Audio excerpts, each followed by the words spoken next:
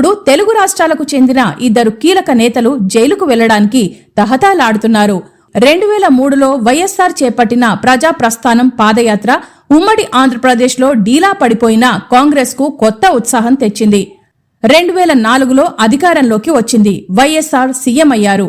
ఇక 2013లో జగన్ కూడా ఏపీలో పాదయాత్ర చేశారు. అయితే 2014లో అధికారంలోకి రాలేదు.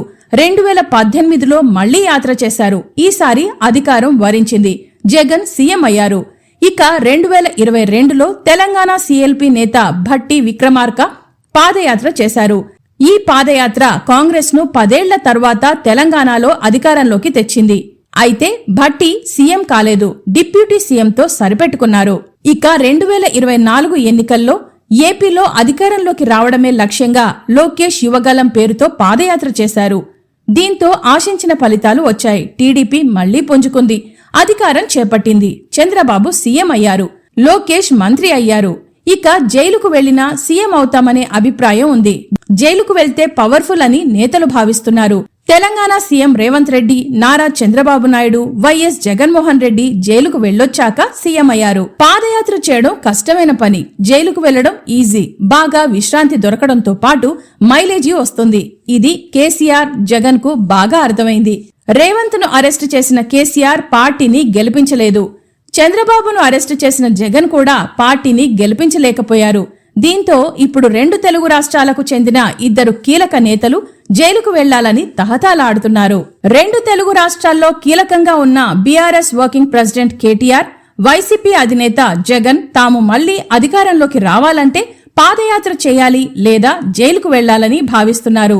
పాదయాత్ర ఇప్పుడు కష్టంగా ఉంది. దీంతో జైలుకు వెళ్లడమే మేలని భావిస్తున్నారు.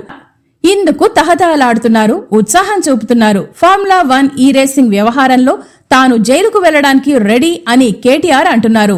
జైల్లో యోగా చేసి ఫిట్ గా మారి 2 నెలల్లో బయటికి వస్తానని చెప్పుకుంటున్నారు. తరువాత పాదయాత్ర చేస్తానని అంటున్నారు. బీఆర్ఎస్ వర్కింగ్ ప్రెసిడెంట్ కేటీఆర్ చుట్టూ ఉచ్చు బిగుస్తోంది. ఫార్ములా రేసు కేసుతో పాటు తాజాగా వికారాబాద్ జిల్లాలో లగచర్లలో కలెక్టర్పై దాడి కేసులో కేటీఆర్ ను అరెస్టు చేసేందుకు రంగం సిద్ధం చేస్తున్నట్లు తెలుస్తోంది. ఈ మేరకు బీఆర్ఎస్ నేతలు కూడా మానసికంగా సిద్ధమవుతున్నారు. ఏ రోజైనా కేటీఆర్ అరెస్ట్ అయ్యే అవకాశం ఉంది. ఇక ఏపీలో కూటమి ప్రభుత్వం సిపి సోషల్ మీడియా కార్యకర్తలను అరెస్టు చేస్తోంది. దీంతో వైసీపీ అధినేత జగన్ తాడపల్లి ప్యాలెస్ లో మీడియా సమావేశం నిర్వహించి సీఎం చంద్రబాబుపై నిప్పులు చెరిగారు. ఎంతమందిని అరెస్టు చేసినా ప్రశ్నించడం ఆగదని హెచ్చరించారు.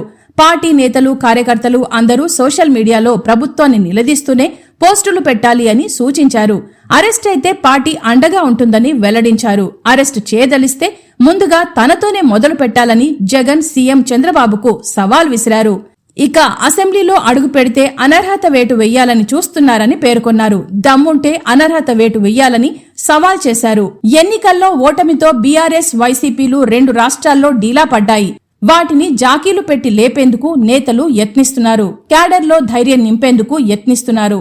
ఈ క్రమంలో చిన్న నేతల అరెస్టుతో లాభం ఉండదని, తాము జైలుకు వెళ్తే పార్టీలో భావోద్వేగాలు రగిలి మళ్లీ ఉత్సాహం వస్తుందని కేటీఆర్, జగన్ భావిస్తున్నారు.